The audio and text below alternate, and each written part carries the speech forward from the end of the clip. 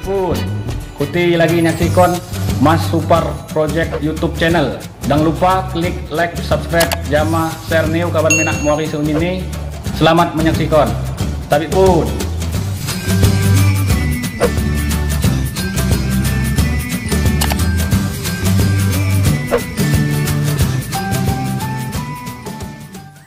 halo guys, ketemu lagi bareng Mas Supar Project. Jadi di video kali ini gue mau tanya-tanya sedikit tentang persiapan ataupun pengalaman ya pada saat melakukan penyelaman guys. Nanti kita langsung ketemu sama ahlinya, kita akan tanya-tanya sedikit. Buat teman-teman kalau ada request pertanyaan ataupun kritik saran bisa tulis di kolom komentar ya. Kita akan ketemu langsung dengan Pak Dodi ya, Pak Dodi selaku penyelam. Oke, tetap disimak terus videonya. Jadi pada saat melakukan penyelaman guys, salah satu sarananya adalah perahu karet guys. Perahu karet ini untuk menaruh perlengkapan selam ya. Juga perahu karet ini ditenagai oleh beberapa mesin guys. Ini diantaranya ada Suzuki dan ada Yamaha. Ini ada juga nih produk lama nih, Mercury ya Mercury. Ini informasinya kalau ada trouble agak sulit. Kita lihat ini juga ada Yamaha 40 PK dan rata-rata memang yang dipakai untuk kegiatan penyelaman ataupun SAR ya di tengah laut ini pakai mesin Yamaha 40 PK guys.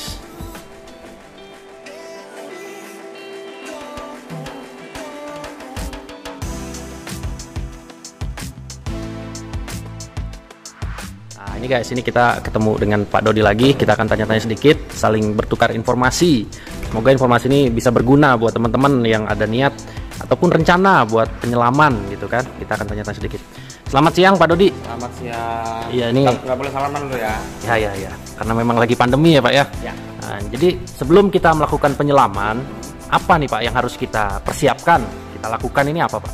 Oke, terima kasih Pak Supar yang sudah mau membuat konten tentang selam, khususnya di Lampung ya, karena di Lampung ini lautnya sebenarnya sangat menjual sekali, sangat indah kalau mau dieksplor. Dan alhamdulillah kita Pol Air Lampung sudah memiliki sarana dan prasarana yang cukup memadai untuk kegiatan selam, ditambah dengan adanya kegiatan dari program dari kita khusus selam. Menanggapi pertanyaan dari Pak Supar mengenai aspek-aspek apa saja, hal-hal apa saja yang harus dipersiapkan dalam penyelaman, kita sharing aja di sini. Untuk penyelaman ada beberapa aspek yang harus kita persiapkan. Yang pertama adalah dari person sendiri, dari orangnya sendiri. Yang pertama dia harus memiliki kemampuan menyelam.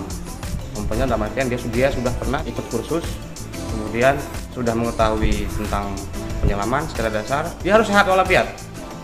Sehat walafiat, tidak ada penyakit bawaan berupa atau misalnya darah tinggi, kolesterol ataupun penyakit-penyakit yang mematikan lainnya. Kemudian yang kedua, peralatan. Kemudian kita harus mengetahui peralatan apa yang kita akan bawa. Kita harus cek peralatan yang kita bawa sudah layak pakai atau tidak. Peralatan juga harus senyaman mungkin yang kita pakai. Jangan kadang-kadang kita memakai peralatan orang lain, kita pakai tidak pas, di bawah air kita kelabakan. Karena peralatan punya orang, bukan punya kita sendiri. Yang ketiganya adalah seorang penyelam harus membuat namanya rencana penyelaman. Rencana penyelaman itu kita mau ngapain nih nyelam? Mau cuman fan dive, mau explore dive, ataupun penelitian dan lain-lain. Akan dipimpin oleh seorang katimnya selamnya, leadernya kalau bahasanya leader. Untuk pemula Pak Dodi yang belum pernah menyelam sama sekali dan dia pengen mencoba untuk menyelam, ya. Apa perlu ada training sendiri atau gimana? Harus. Jadi dalam penyelaman macam-macam sekarang ditawarkan paket pelatihan selam. Ada yang paket selam untuk lisensi, biasanya latihannya 3 hari ya. 1 hari teori, 2-nya latihan keterampilan kolam, 3-nya adalah perairan terbuka atau di lautnya. Nah kalau yang sekedar pengen tahu selam dasar boleh, namanya intro dive, boleh kita kasih pengetahuan langsung tentang peralatan, nanti akan didampingi oleh profesional yang sudah kualifikasi di bidang. Spot-spot terbaik untuk penyelaman di Laut Lampung ini di mana aja Pak Dodi? Oh, di Laut Lampung banyak ya spotnya ya. Biasa kita turun, biasanya itu di sekitar Puhawang, kemudian di Pelagian juga ada, di Tanjung Putus juga ada. Kemudian kalau yang di Lampung Selatan juga kita kemarin ekspor aja sih sebenarnya, di seputaran Bakauni, Perairan Bakauni juga ada. Kemudian di Sebesi juga ada, tapi ya kadang-kadang kendala di alam ya. Alam. Untuk penyelaman biasanya dilaksanakan pada siang hari atau malam hari ini Pak Dodi? Bisa dua-duanya, tergantung rencana penyelaman kita. Kalau memang kita siang hari penyelam biasa, kalau malam namanya night dive. Nah peralatannya ada tambahan lagi, ada senter, kemudian tanda-tanda yang lain, kemudian yang digunakan untuk menyelam malam, dikarenakan malam kan gelap, jadi cahaya terbatas, jadi mungkin peralatan-peralatannya juga harus mendukung di situ.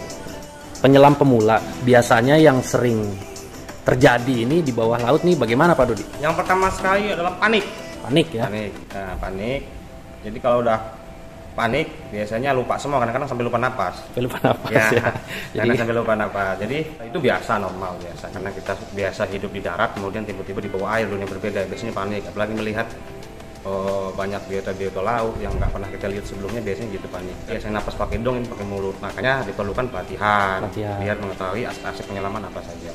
Dan tambahan tadi yang selain persiapan dari orang, kemudian peralatan, kemudian pengetahuan, yang terakhir adalah intuisi. Intuisi kita harus jalan.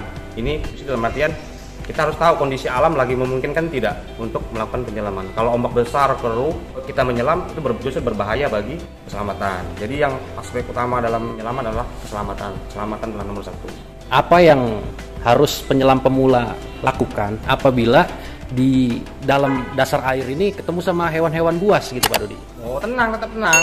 Dan tetap tenang, kemudian jangan pernah menyentuh apapun di dalam air. Baik itu warna merah, warna kuning, warna hijau, kita cuma menikmati saja. Menikmati melihat ya? Menikmati dan melihat apa yang disuguhkan oleh alam, dan kita jangan coba berinteraksi dengan biota-biota yang di sekitar kita, karena kita nggak tahu itu galak atau tidak. Nah, menurut informasi yang saya dapat nih Pak Dodi ya, bahwa jika kita menyelam dari dasar mau naik ke permukaan, itu tidak boleh langsung, atau bagaimana Pak Dodi? Bisa dijelasin sedikit? Ya, jadi di dalam air, tekanan air berbeda dengan di atas. Jadi setiap 10 meter ada kenaikan tekanan 1 atmosfer. Tiap 1 meter ya? Tiap 10 meter. 10 meter. 10 meter itu ada perbedaan tekanan 1 atmosfer. Jadi menurut teorinya memang kita harus naik pelan-pelan, kemudian kita safety stop namanya. Safety stop adalah berhenti di kedalaman tertentu untuk menyamakan tekanan tubuh kita dengan di sekitaran kita. Jadi untuk jelasnya nanti mungkin dikasih teori ya, di teori, jadi saya nggak bisa terlalu banyak. Bila kita naik terlalu cepat di kedalaman tertentu bisa menyebabkan namanya dekompresi. Ada, kalau sudah terlalu dalam kita naik cepat bisa dekompresi. Kalau di bawah, masih di bawah 10 meter kita naik terlalu cepat biasanya mual, kemudian agak kepala agak pening-pening sedikit, karena kan kita degradasi tekanan yang kita bawa ke atas, jadi menyebabkan tubuh kita bereaksi. Jadi reaksinya mual, kemudian pusing-pusing sedikit. Tapi kalau untuk udah kena dekompresi, nah itu biasanya lemes.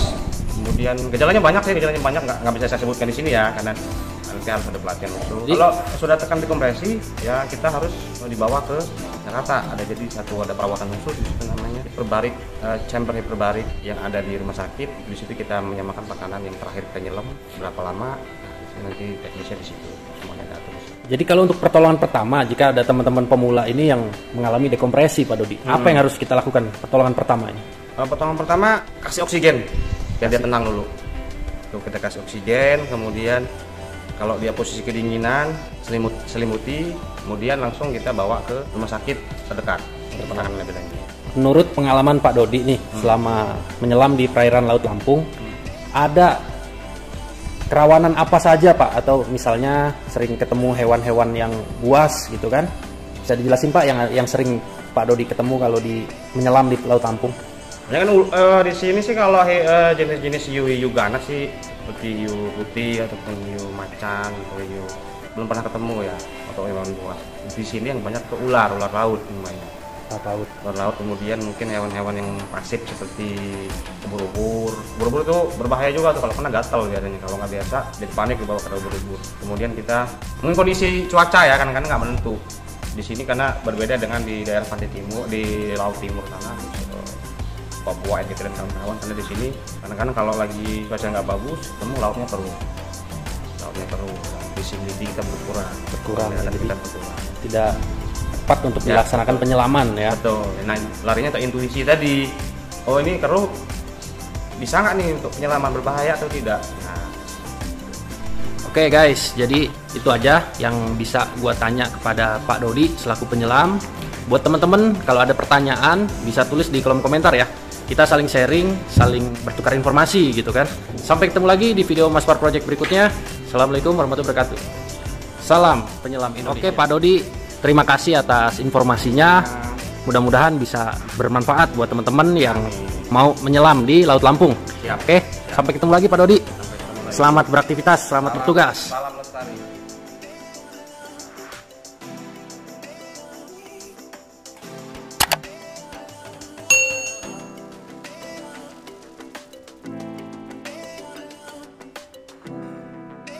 Masupar Project Sip. Halo dulur-dulur, ojo lali nyaksekno Masupar YouTube channel. Ojo lali di like dan di subscribe. Selamat nyaksekno Masupar Project Sip.